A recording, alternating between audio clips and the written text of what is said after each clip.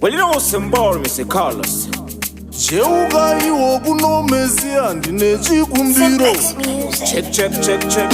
Mkwati inobva kunasiyana, asina Mwari tasangana. Oh na, yeah. Follow me then.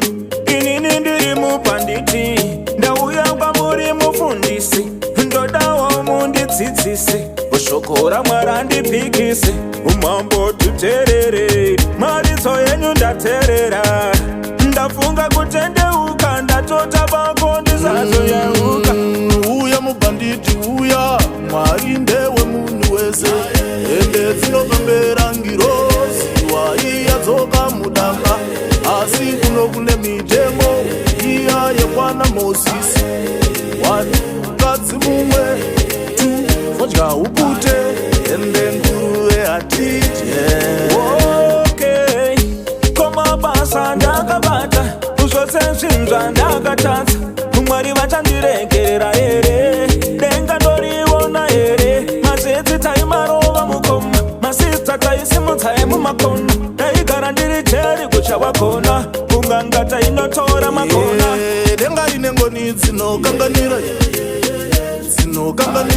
vhura magwaro ufunde Pauro, bvunza Pauro ziyaitova mhondi ufunge Pauro.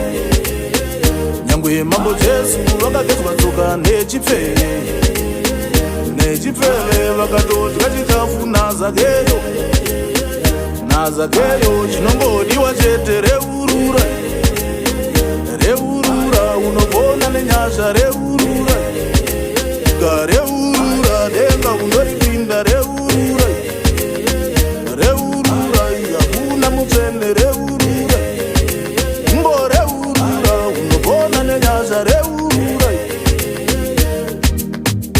Kwandabva ndini ndokuziva ndisara ivaiwa kutamba napedza, ndakamboedza kuidya nyika yacho ndakatadza ndakaedza, ndakuda kuraramira vana vangu, ingacheme ndaparara mhuri yangu, ndoda kufadza mai vangu, vasanyare kuti iyeye mwana wangu.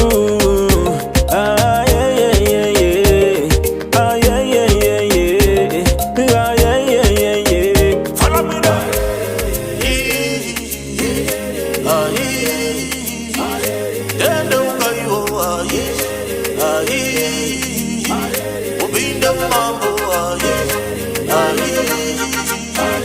Jerusalem,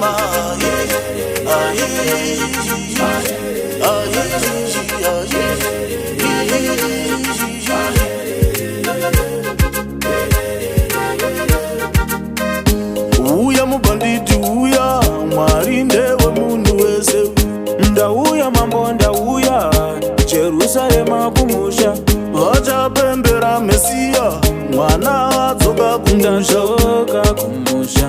Ndadzoka kumusha.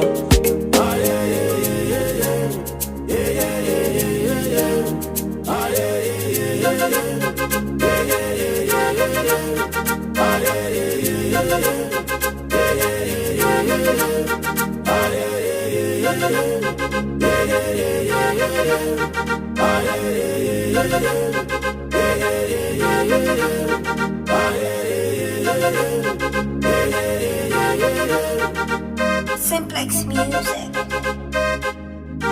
Y'all